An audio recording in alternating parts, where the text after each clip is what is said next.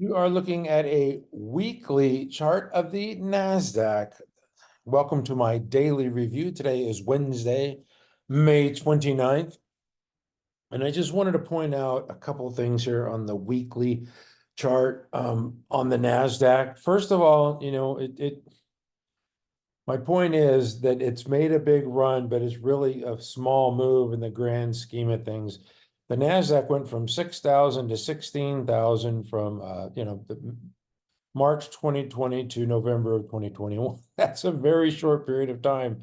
It was taking out, let's just start at 9,000 here. Well, the old high was 9,000 in what was it, February of 2020. And so it got back to that 9,000 level by what, May, whatever. And so it went from 9,000 to 10,000 by June, and then it went from 10,000 to 11,000 by August, and then 12,000 by September. And I think you get my point here, 13,000 by January and 14,000 by February of 2021. So it's making these 1,000-point moves in a very short period of time. I know it's COVID and there's government stimulus and low rates, but the market is making these, $1,000 increment, 1,000-point increment moves in a very short period of time. And then it gets into this long drawn out, interest rate induced, Federal Reserve induced bear market, right? And makes, a little cup with handle pattern into more often this little trend here now. But it took it 2.5 years for it to go from 16,000 to get to 17,000. And right now it just eclipsed 17,000. It's having problems with 17,000. So the move from, say 10,000 to 11,000 is 10%. That's a big move. The move from 16,000 to 17,000 is only 6.25%. And the move from 17,000 to 18,000 is even less. So these are not big moves is my point. And for it to go to, I believe from 10,000 to 20,000, I don't think that's much of a stretch. You can call me an ignorant, head in the sand bull. I've been called a lot worse, but I think the rally's just getting started, just underway, and I think it's going to go much higher. And that's just my thesis through the AI energy. I've gone over this over and over again about all the different areas that are excelling right now. And I think this bull market's going to last for a lot longer. But anyway, let's go to the daily chart, because I did mention that it's having trouble here. It's 17,000. And, it pulled back today, what, 100 points, whatever. I thought it was a little more than that, but it doesn't matter. A pullback is healthy. I just look on the daily at how far above that 50 it's getting. And it's 4.2% above its 50 at this point. I thought it was down a little more today, but I don't know. Market surge might be having trouble here. Down on the week, 0.21. Anyway, yeah. So I just look at that 4.2% above the 50. Anyway, down 99. We'll call it 100 points, 0.58%. Close at 16,920. So it is having trouble at the 17,000 level. It's been there a couple times, went above it, closed below it, approached there today, pulled back. It's okay. If this, as long as these green and the magenta and this red line keep, trending higher, that's fine. Let it pull back and trade sideways and relieve some of this pressure here in the market. So pullbacks are okay. I know people don't understand me when I say that. They want their stocks to go up every day, but that's not reality. And pullbacks give us an opportunity to look at stocks that are showing strength. And I'm going to show you one right now. That's NVIDIA. Anyway, Nasdaq's leading index. I'm not going to go through the Dow and the S&P. Nasdaq's where it's at. So anyway, NVIDIA today gapped down at the open. The futures market was lower and things traded lower. We could see here, I'm going to expand this out here a little bit, but this is your sell-off. This is your big sell-off in NVIDIA after what, a 200-point move. It goes down 20 bucks and people freak out, right? It just got bought up right away, instantly bought up. Yeah, it traded sideways the rest of the day, but if you're short and looking for this to get pushed down, it's just not happening. They just don't have the wherewithal to push it down. Here's a NVIDIA here on the earnings gap higher. It's just been trading higher. This is a gap higher on the yesterday's news. I believe it was Elon Musk was raised money to buy chips, and it's just trending higher. You look at it on the daily chart, it's just a gap and go. They're not being able to push it down. I'm not saying buy it here because I don't chase performance. I think it's ready to form a base around that 1150 mark. But what the heck do I know? It's just not being able to get pushed down, and it's showing relative strength. When the Nasdaq's down 100 points and this is up nearly 1%. That thing is a wrecking ball. So anyway, NVIDIA is showing strength. Microsoft, I like the way this one looks. I'm not interested in buying it because it moves so slow, but it's formed a base. It's been consolidating for a while. Pulled back to its 10 EMA today, and doing nothing wrong, outperforming the index here. Just marking time essentially. Microsoft is. And then Apple's another one that got good news from China yesterday and had a big bar here. And today it had an inside bar. That's all. Just an inside day candle, allowing this 10 to catch up. But Apple looks pretty good to me. And anyway, I'm not going to go through the rest of those mega cap tech stocks. That's enough for me. Anyway, I want to get to some of the other stocks today. And today was a glorious day for a guy like me because retail was a standout, and I like it when retail stands out. As long as people are working, folks are going to spend, and they've been spending, but that doesn't mean that every retail store is going to go up. Every restaurant stock is going to go higher. Every department store. You have to be very, very selective, and you have to understand the trends of where people are shopping, where people are dining, and where they're spending their money. And Abercrombie and Fitch, they reported today. You can see the accelerating sales growth. Our people are just so stubborn. Still want to short this thing. I don't see why. It's just showing accelerating sales growth, right? Okay, 16 to 20 to 21, 22 every quarter, and it's showing triple digit earnings growth. Hello. It's trading at about 2 times sales, doing 1.4 billion a quarter. So they're doing about 5 billion a year, and it's got a market cap of what?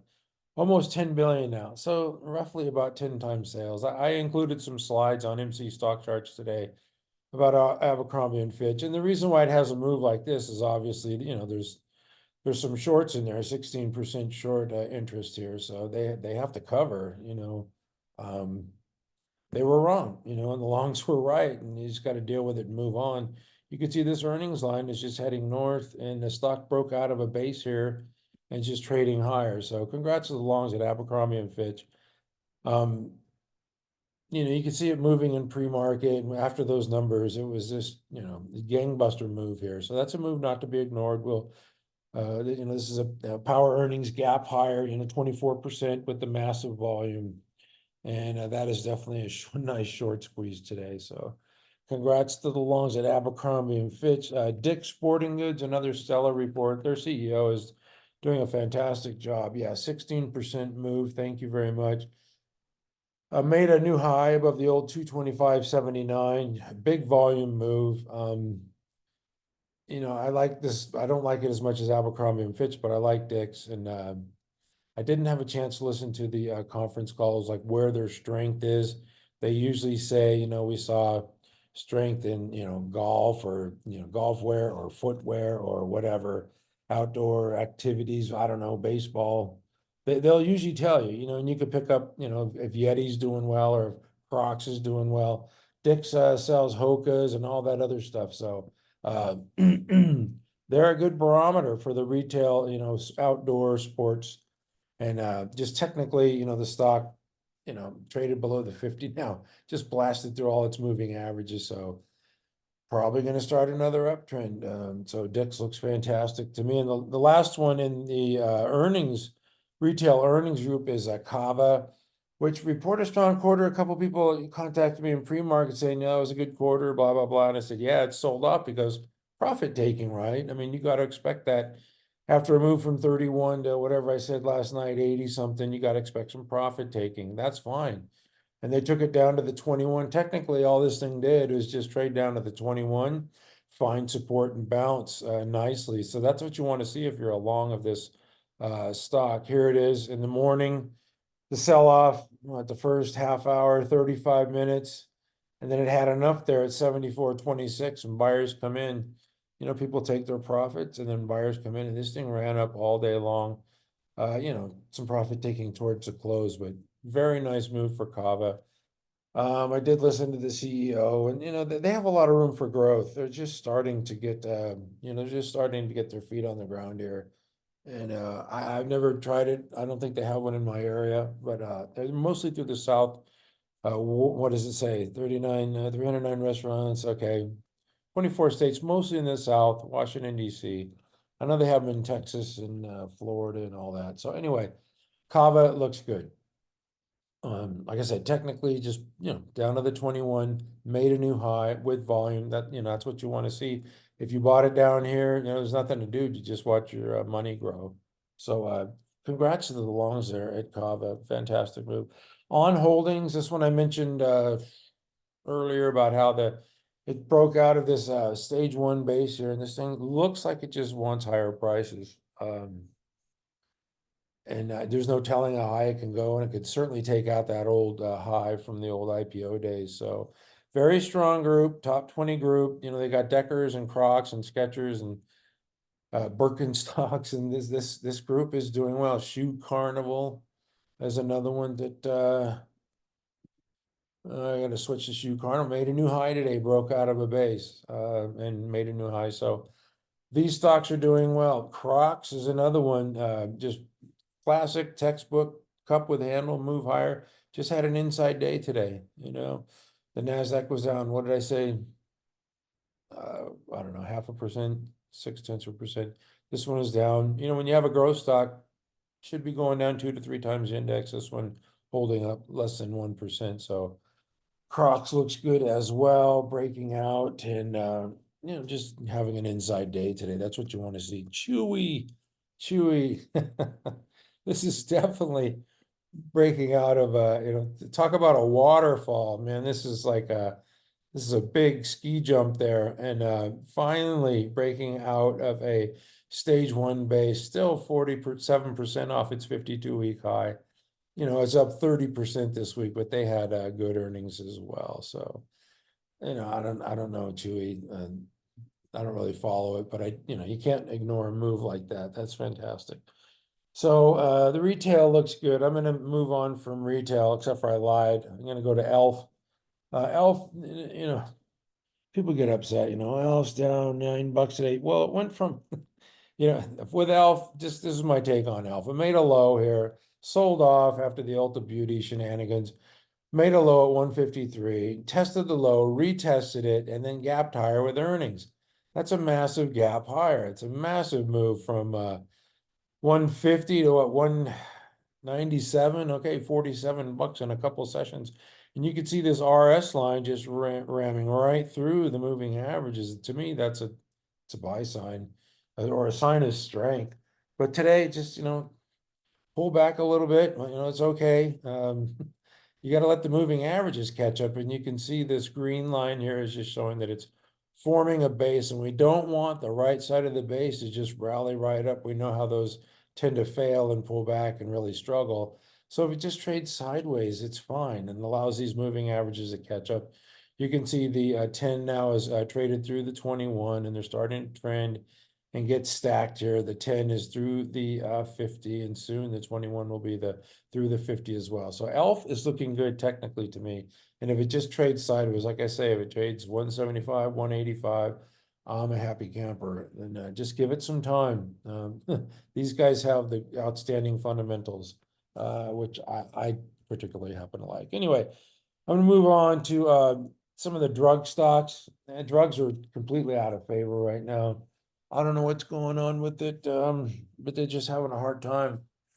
But you got to be patient with them. This is ARGX. It went up on news of another company's data that wasn't so good. And that's kind of the way biotech works. But it was up, I don't know, 3% move, you know, with volume. So ARGX, congrats to the longs there. And Biohaven is the one that provided data, and I guess the street didn't like it. It was down nearly 13%, and just doesn't look good for Biohaven. Anyway, somebody bought Biohaven recently. Gosh, I forget, Pfizer maybe. Anyway, I don't know. I'm going to move on from the drug stocks.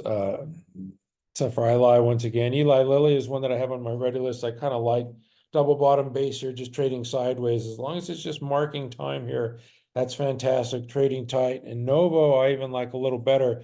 You could see this base pattern, tight trading the entire way in the base.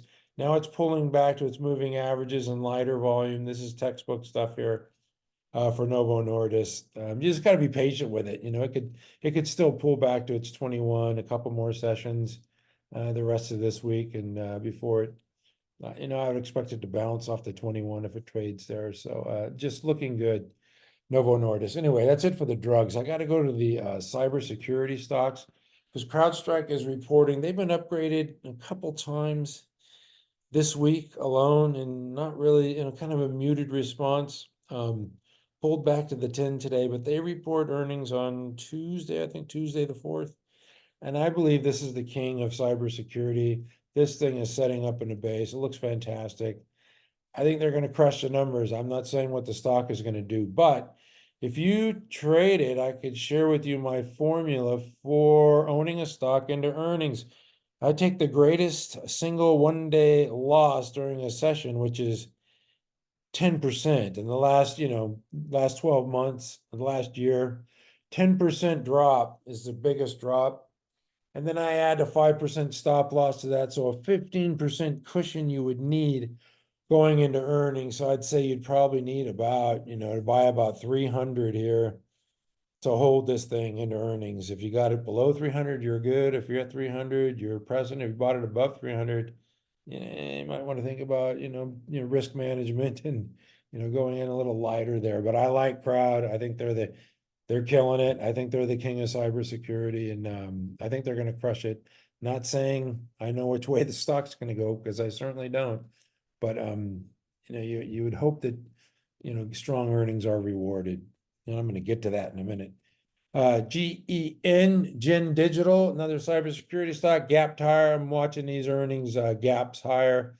Yeah, 15% moved and really ripped like 5 days in a row. Now just pulled back to the 10, back to an old buy point there at 24.37. So that one I'm intrigued with. And yes, that one could be going on our ready list with a couple others that I like right now. What did I say? 24.37. Yeah, I like it there. Another one that people are calling to my attention, that it's it's the next NVIDIA. No, this is a 250 million, it's a mini micro cap stock. It's a flea with thinly traded, but you have to acknowledge a trend. You have to acknowledge the volume has picked up. There's some buying in here. You have to acknowledge accelerated sales growth, but I mean, they're doing 8 million, 7 million, a quarter, which, scares me a little bit. But you can't deny, anybody can figure out it's making, higher lows and then higher highs, right? So that's what an uptrend is, higher highs, higher lows. So ALAR is in an uptrend. That's the software security group. All right, I'm going to move on from software security to the shippers. Cannot deny the shippers. They're making new highs every day. So this is what I mean by not chasing performance. I would not be chasing that, even though it's just ripping higher. It's going to go without me. I don't care. As soon as I bought that, it would pull back to the 10 and I would be shaken out immediately. So I'm not messing with the shippers. They've run too hard. Zim made a new high and pulled back today. Still looks fantastic. CMRE, definitely in an uptrend. Nothing much to say there. Starbulk is another one in the shipping group. Not my favorite group, but acknowledging that it's a strong group. Obviously, 6 out of 197, and a lot of their stocks are making new highs, like Starbulk today. There you can see it on the weekly chart, and yeah, making new 52-week highs. All right, that's it for the shippers. I've got to go. I mentioned these power earnings gap that I'm monitoring. Just going to go through a couple today. I'm not going to go through, there's like 60 of them now. Tandem diabetes, I mentioned this because it makes a new high. It gapped higher on May 3rd. What's today? The 29th. So I had 42 to 47, and now it's at 51, made a new high today at 53. So this is why I pay attention to these power earnings gaps. They tend to go higher. New highs begets more new highs. I mean, this one was at 107, right? They reported earnings on April 30th and made a new high at 112. You're thinking, man, 112, I can't buy it there. Oh, yeah, you can. It was just the start of a move. And THC, Tenet Healthcare, is now trading at 131, made a new high today. I'm not saying buy it here, but I'm saying keep your eyeballs on it.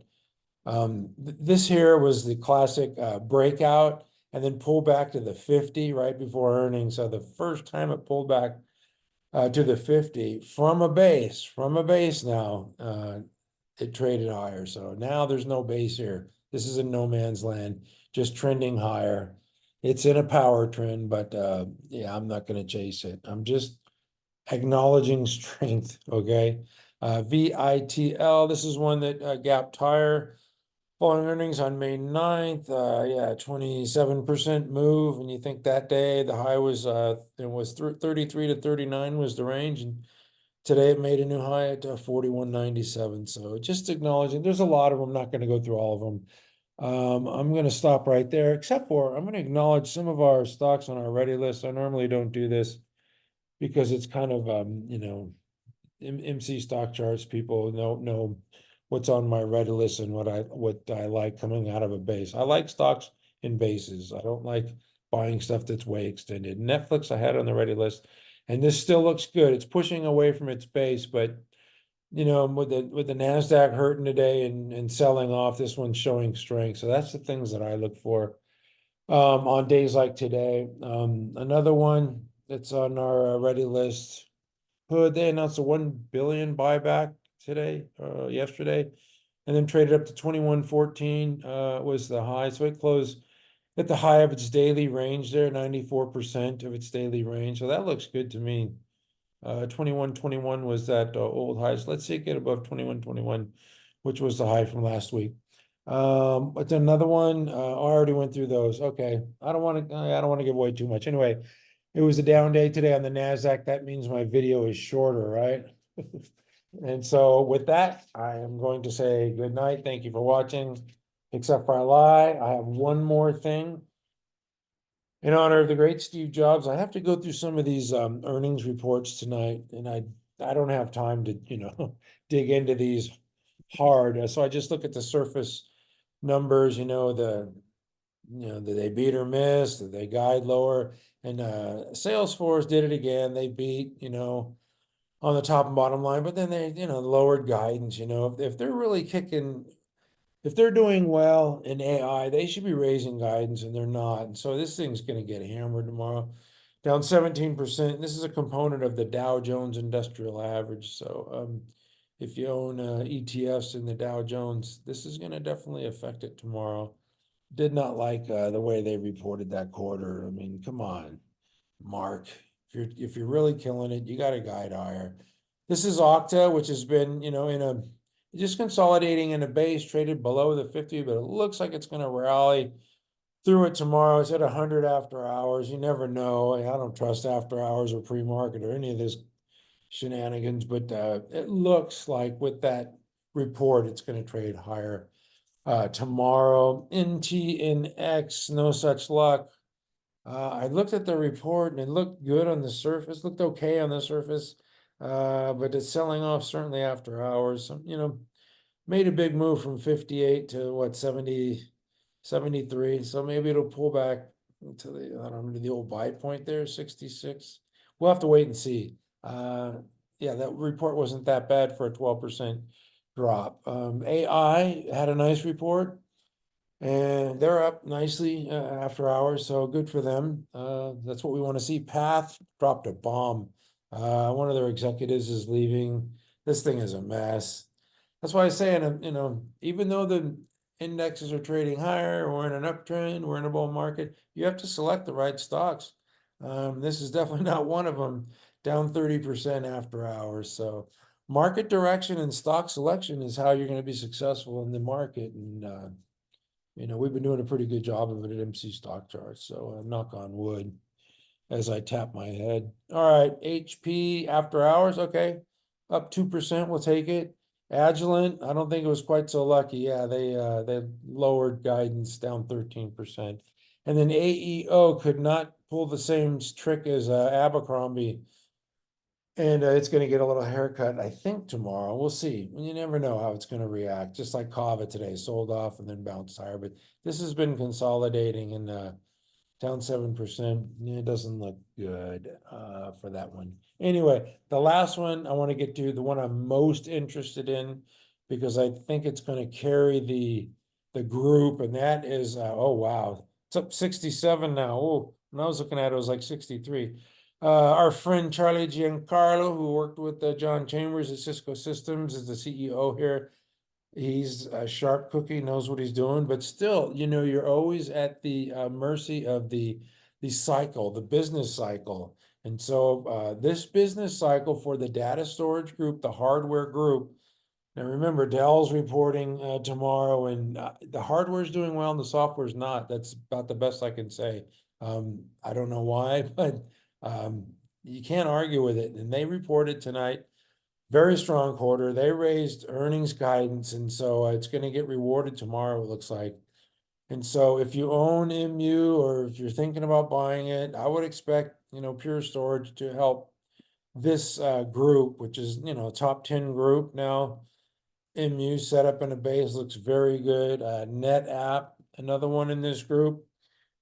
See if this thing's had a big move. We had this on our ready list and took it off because it's too extended. Had an inside day today. I would expect these to power higher with that announcement from Pure Storage. I don't really read too much into after hours. We'll just wait and see what happens tomorrow. Western Digital, this one's going to be on my ready list as well. I like this base here. Starting to push away from it, but how far away from it? It's 3.8% away from the 10. So the closer you can get it to the 10, the better chances you have of being successful. You don't want to be chasing performance. And okay, that's it for me. And this time I'm not lying. Thank you for watching. I'll have more in the morning and at mcstockcharts.com. We never give up.